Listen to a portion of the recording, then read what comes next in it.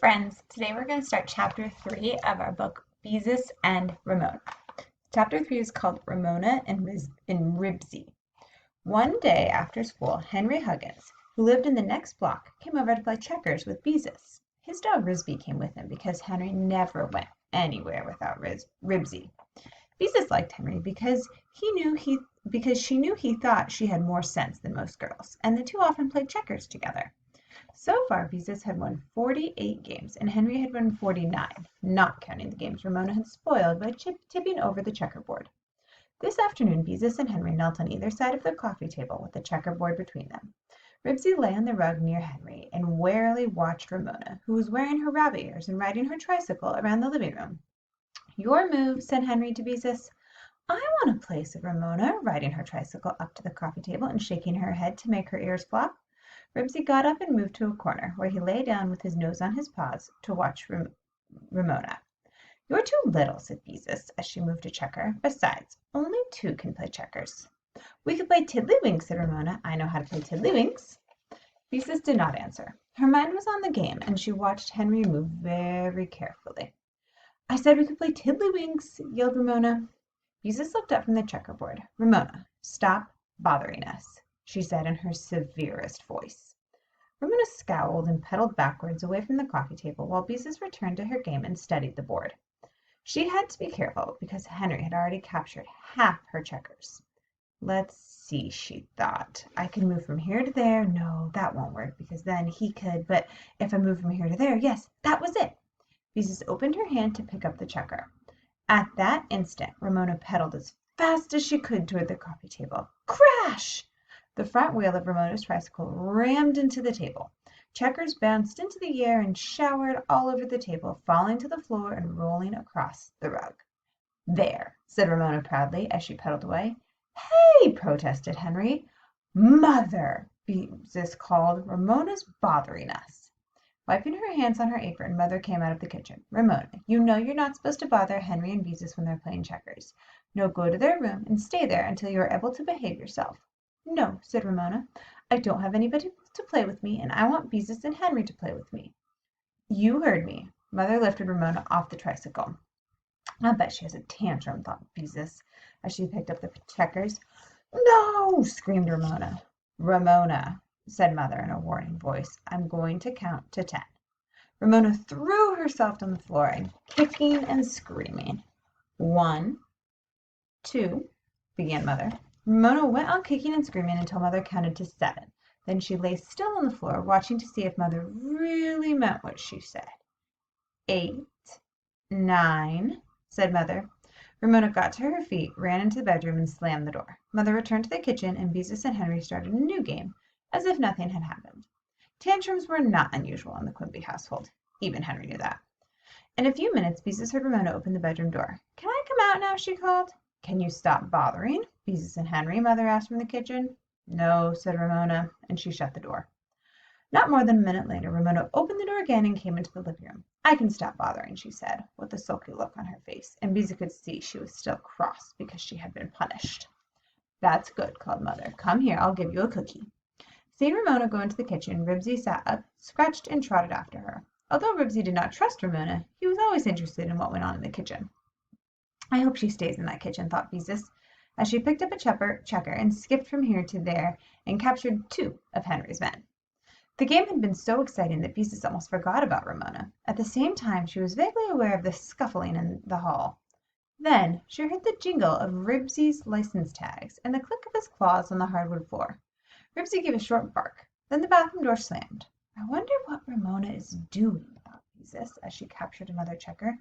But she did not care so much as long as Ramona did not interrupt her game. "Let me in!" screamed Ramona from the hall. "Let me in the bathroom!" "Ramona, who are you talking to?" asked Mother as she went into the hall. "Ribsy," said Ramona, and she beat the door with her fists. Ribsy began to bark. From behind the bathroom his barks made a hollow, echoing sound. Puzzled, Henry looked at Beezus. Ribsy in the bathroom? Henry decided that he had better investigate. Reluctantly, Beezus left the game and followed him into the hall. "Open the door and let him out," said Mother. "I can't," shouted Ramona angrily above Ribsy's furious barks. "That bad old dog went and locked the door." Oh, stop pretending. Beezus was exasperated with Ramona for interrupting the game a second time. It was too bad the girl couldn't have a friend over for a game of checkers without her little sister spoiling all the fun. I'm not pretending, screamed Ramona, clinging to the doorknob while Ribsy barked and scratched on the other side of the door. Ramona, Mother's voice was stern. Let that dog out. I can't, cried Ramona, rattling the bathroom door. The bad old dog locked me out. Nonsense. Dogs can't lock doors, scolded Mother. Now open the door and let him out. Ramona began to sob, and Ribsy barked louder, and Ramona gave the door a good hard kick. I can see Ramona trying to get into the bathroom. Oh, for Pete's sake, muttered Henry. Ramona, I'm very cross with you, said Mother. She pried Ramona's fingers loose and started to open the door. The knob would not turn. It's strange, she remarked, and she rattled the door herself. Then she hit the door with her fist to see if it might be stuck. The door did not budge. There was no doubt about it. The bathroom door was locked. But how could it be locked? Henry asked. I told you, Ribsy locked it, Ramona shouted. Don't be silly, said Beezus impatiently. How on earth? Began Mother with a puzzled voice, and then she interrupted herself. Do you suppose when Ribsy was pawing at the door he bumped it against the button in the center of the knob and really did lock the door? Of course, that's exactly what happened. The dog had locked the bathroom door. That Ribsy, thought Beezus. He's always getting into trouble, and now he's locked the Quimbies out of the bathroom. I told you he locked the door, Ramona said. Yes, but what was my dog doing in the bathroom in the first place? Henry demanded. I put him in there, said Ramona.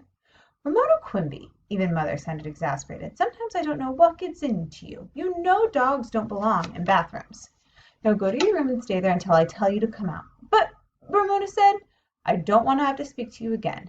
It was unusual for his mother to be as stern as this. Still crying, Ramona went to her room, which was next to the bathroom.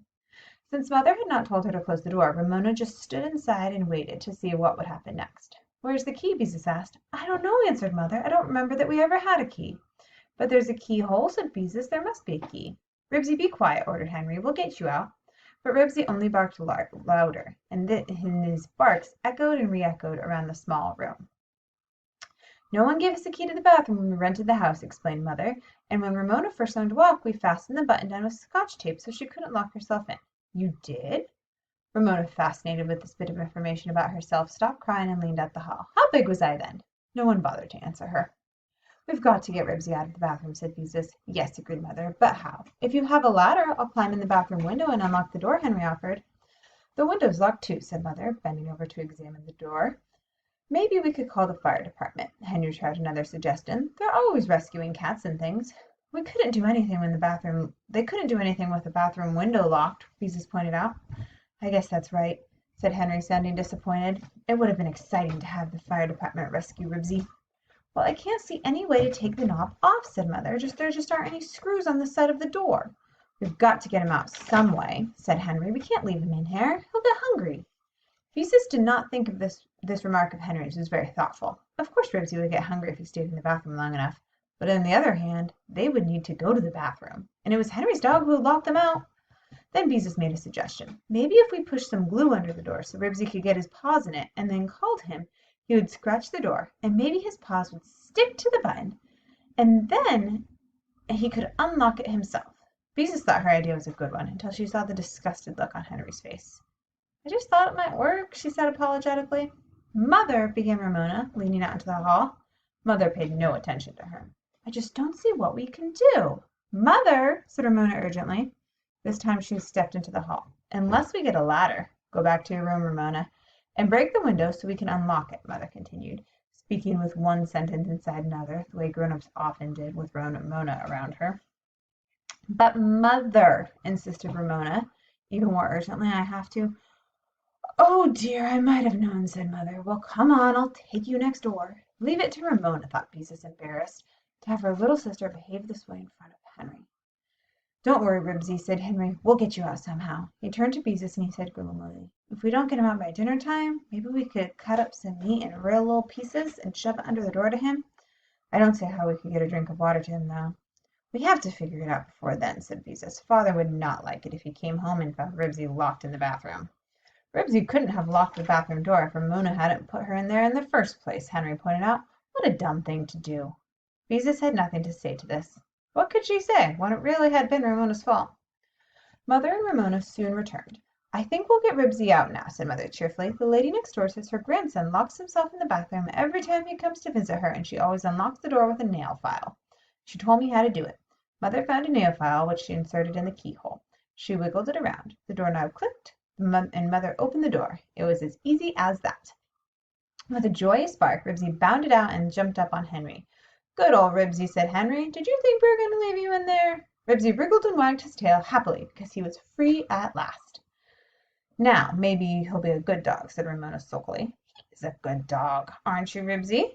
Henry patted him. He is not a good dog, contracted Ramona. He took my cookie away from me and gobbled it right up. Oh, said Henry uncomfortably. I didn't know he ate your cookie. Well, he did, said Ramona, and I made him go to the bathroom until he could be a good dog. From the way Henry looked at Ramona, Beezus could tell that he didn't think much of her reason for shutting Ribsy in the bathroom. Oh, Ramona, said Mother, looking amused and exasperated at the same time. Just because you were sent to the room is no reason for you to try and punish Henry's dog. It is too, said Ramona defiantly. He was bad. Well, I guess I better be going, said Henry. Come on, Ribsy.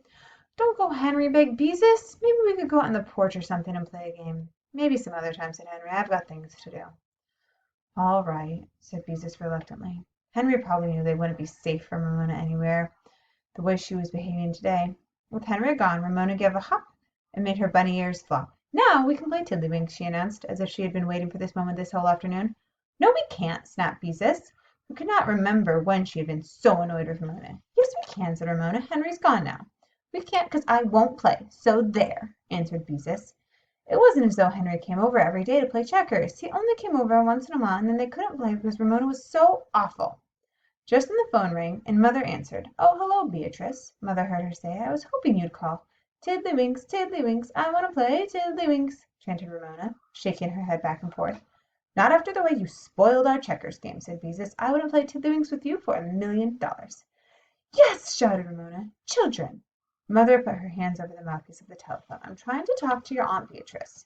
For a moment Beezus forgot her quarrel with Ramona. Is she coming over today? She asked eagerly. Not today, Mother smiled at Beezus, but I'll tell her you wish she'd come. Maybe we'll find out if she comes tomorrow.